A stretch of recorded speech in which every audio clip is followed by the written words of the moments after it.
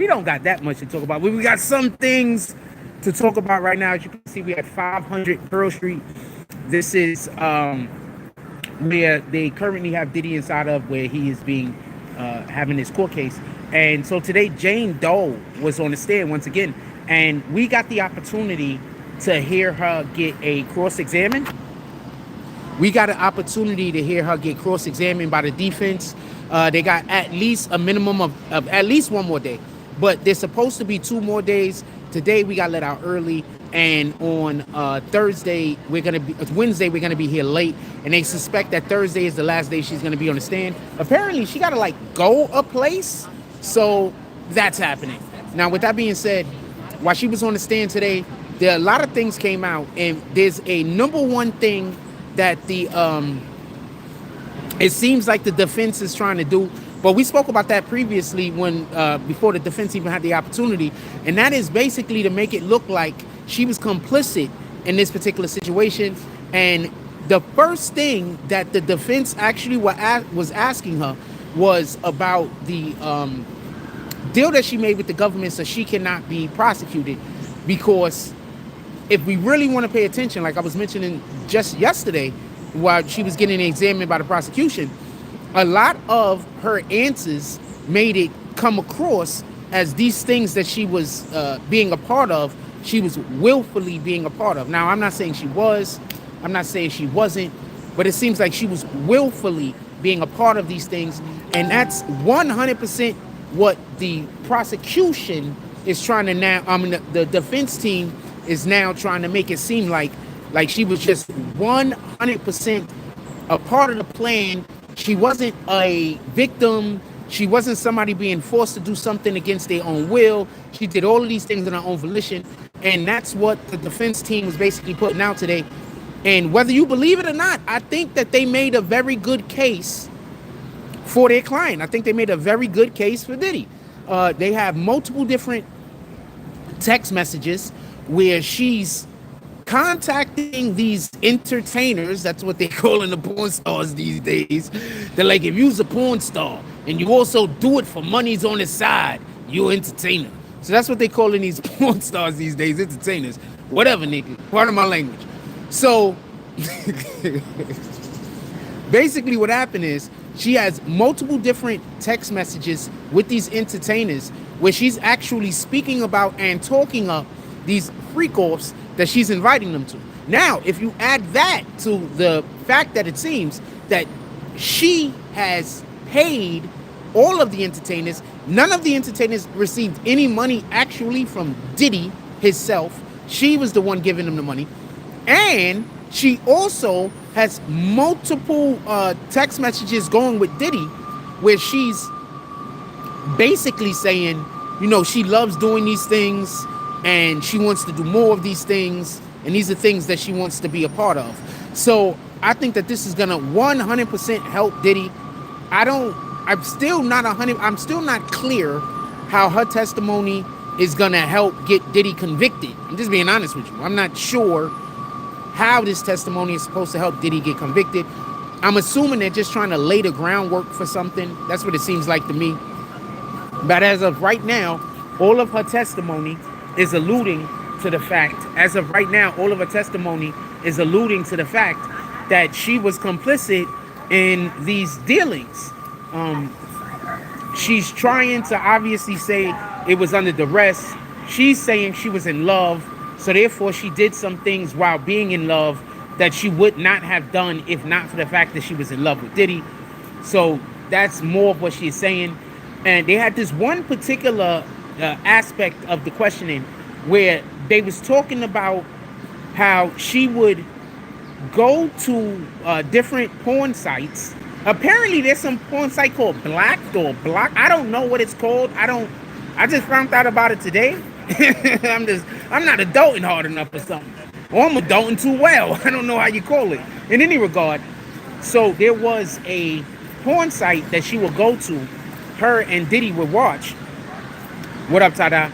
And at this porn site is where they would then find different actors that they wanted to be a part of these freak-offs that they were doing. So once again, a lot of her testimony lends to the idea that she was not actually a victim and that she was a part of these things that Diddy was doing. And if you want to add that to the fact that she has some kind of immunity, now you create a situation where the Diddy's team is obviously going to say, you know, she's not getting prosecuted for these crimes that she committed. Diddy didn't commit these crimes alone. And also, she's not a victim. So we got to see how they're going to give it up. At this point, I don't see how this helped the prosecution. I don't see how any of her testimony helped the prosecution. It seemed like most of her testimony just alluded to the fact that she found out Diddy liked some things, and then she went and did it all on her own. Because that's what that's literally what it sounded like they're saying. There's some things that somebody said Diddy's publicist is over there. Who's Diddy's publicist? Okay, all right. I was just saying, you know. Was she calling us? She must have been calling us. No. Let's go. Let them talk. Who's supposed to be Diddy's publicist? Let them. What up, B Rich? Trust no one. Said, what's good, Frost? Why you been?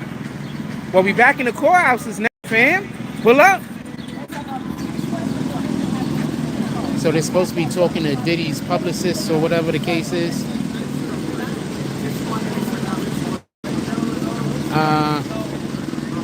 I don't know about all that. I don't really know if I don't even know if that's a viable situation to talk to, because I don't see how that's going to help with what we're trying to do. So, as you know, I don't interview everyone. I don't know which one is supposed to be Diddy's publicist, 1, and 2. I don't see how that's going to help us out with anything. Hey, hold on. We got our homeboy here. Yeah.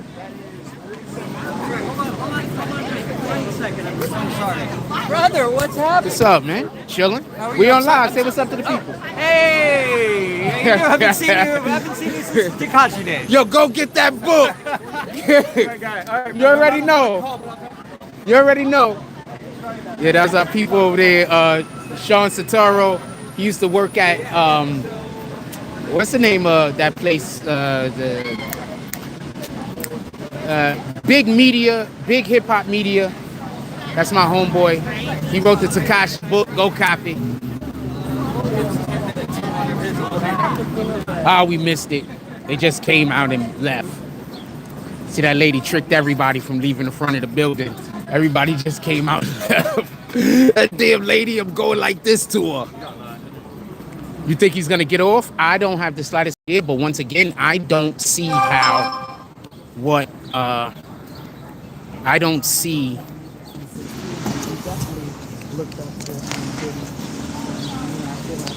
how any of that testimony helped the prosecution.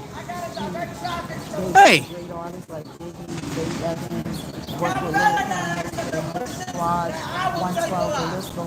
So they definitely know who I am, because one of the people that just got into Diddy's van with them was trying to get into a conversation with me yesterday. I just didn't know who he was. So they 100% know who Jack Frost is. And next time I see homeboy, we gonna talk to him. They 100% know who Jack Frost is. 100%. Dude was lingering around me yesterday. For a long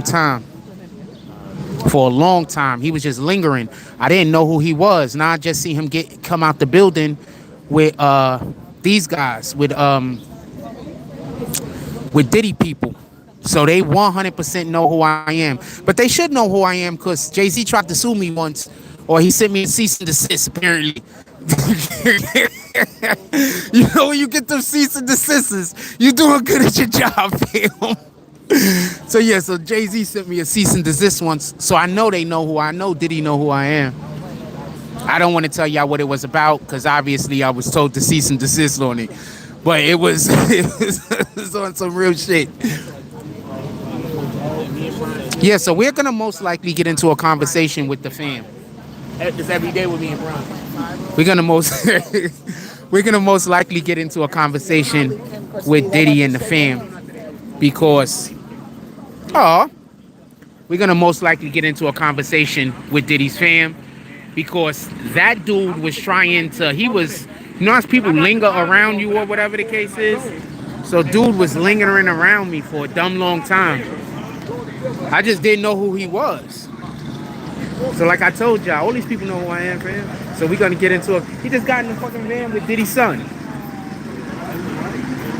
So we're gonna get into a conversation with them. Fam, we only do real news over here. That's a fact. But we out here. Maybe some other people come out the building, I don't know, but we out here, we doing all of the things. But back to what was happening on the stand. Like I said, I don't think any of that helped the prosecution. I don't think any of that helped the prosecution.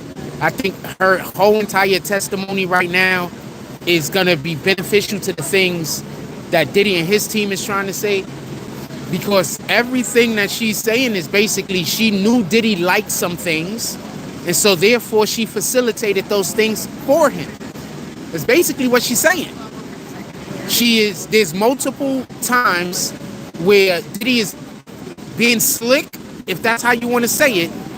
But what he does is he's asking her, are you sure? And she's like, yeah, daddy. I hope nobody takes that soundbite. I wish I didn't say that like that. But there's multiple different times where Diddy is asking her, is she sure? And she's saying she's sure. But Diddy's asking her about things and she's looking like she's attempting to take the first step to make it happen. So none of this is, in my opinion, as far as if we're going to try to say that Diddy was taking women and against their will, none of this testimony is helping that case. You know, but I think that this testimony is meant for the trafficking more so rather than him trying to do something, you know, against somebody's will. I think this is more for the trafficking. Ty Church, that's a beautiful question. You said, can she be under the influence? I think that's what she was trying to allude to, because she often spoke basically saying that, you know, she was high all the time and the drugs that they were giving her, and she was taking these drugs and she was taking those drugs. So I 100% think that that is where her explanation of her behavior is going to come from. But then there's an issue with that. You know how I talk about something and then the very next day they talk about it in court? So I don't know if I want to say what the issue with that is, because that happens too often over here.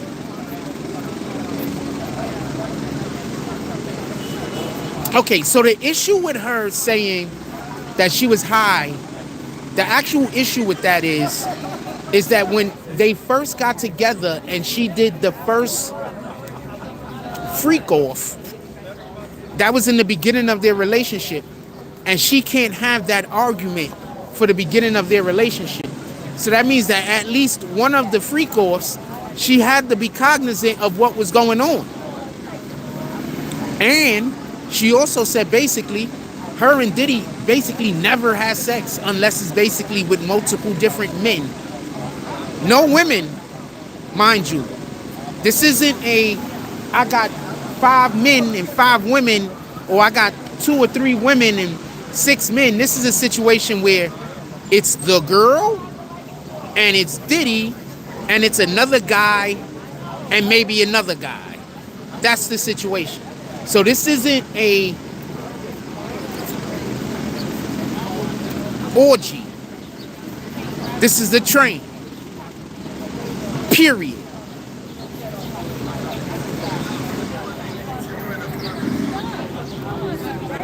Period. So that's what's going on with that. Well, I mean, In my opinion,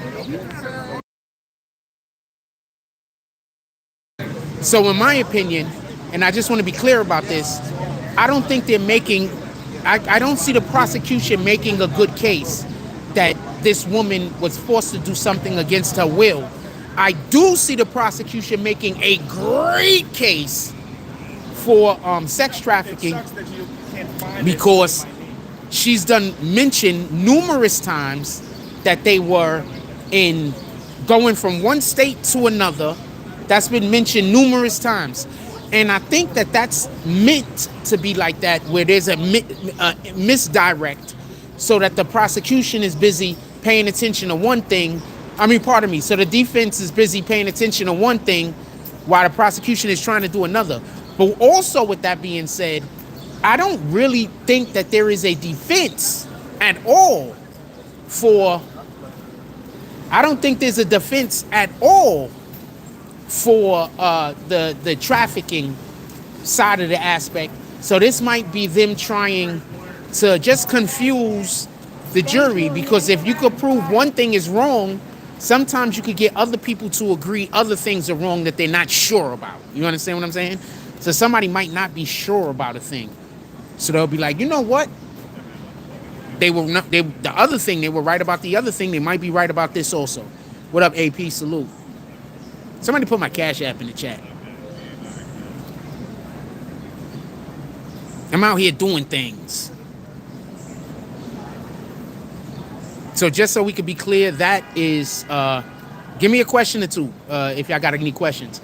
But that's what it looked like. So she's in the stand. They having her read all of these text messages of her talking sexy and all the sexting she was doing. And I get it why the defense had to do that, because they want the jury to understand that she was complicit, that this wasn't a situation where it was some, naive girl that didn't know what she was doing. They're trying to look, she knew what she was doing. She not only knew what she was doing, but she was down for it. She wasn't only down for it, but she begged for it. And that's what how they're trying to make the text messages come across. And quite honestly, that's kind of how they're coming across. So I personally think that any female at all that's ever been in a relationship that they've been abused, they're going to just believe her. But I also think that if you're looking at it just from an analytical standpoint and you're using no emotion whatsoever, like there's no emotion involved in this, I think it's going to be hard for an individual to not find that she was a part of the problem also, or whatever the problem was assuming to be. And for everybody that don't understand why this would still be sex trafficking, because you're not allowed to bring anyone across state lines for the intended purpose of having sex with them. Not even your girlfriend. People don't even know that. So for future reference, if any of y'all ever get in trouble, you're not even the only person you're allowed to bring over state lines with the intended purpose of having sex with them is a spouse that you are married to. For everybody that don't know, this is law.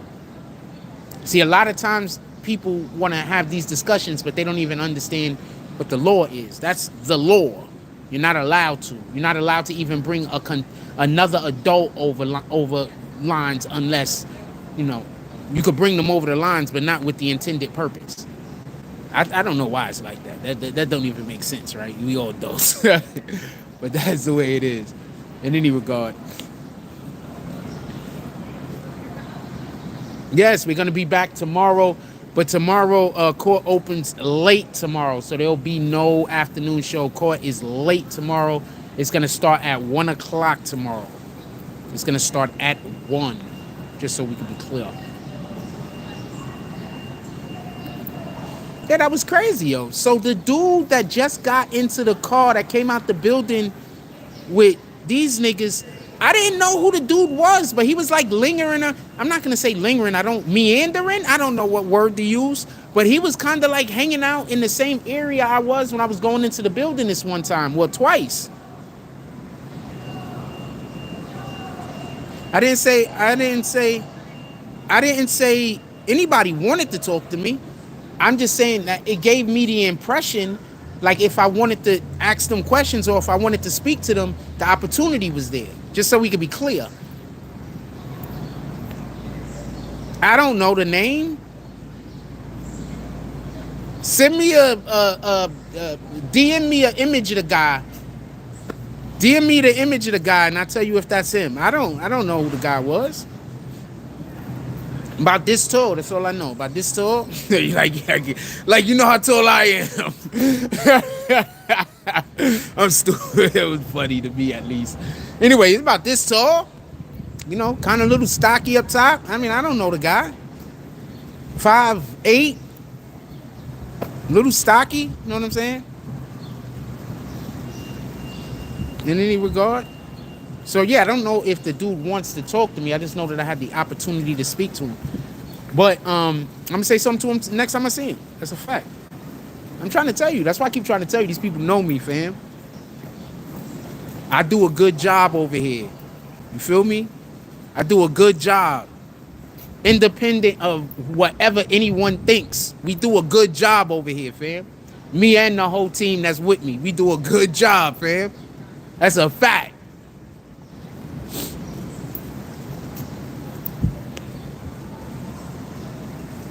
So we might do a morning coffee in the morning since I don't have to be here in the morning. So we might do a morning coffee in the morning and I'll go over all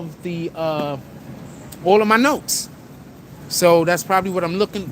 If I get home early enough tonight and I got time to make dinner, then I'm gonna, eat and probably try to get about an hour in with you guys tonight if the opportunity proposes itself. It depends on when I get home and dinner and all that type of stuff. With that being said, I love y'all. Everybody, please have a blessed day. And don't forget, keep God first. I'm out.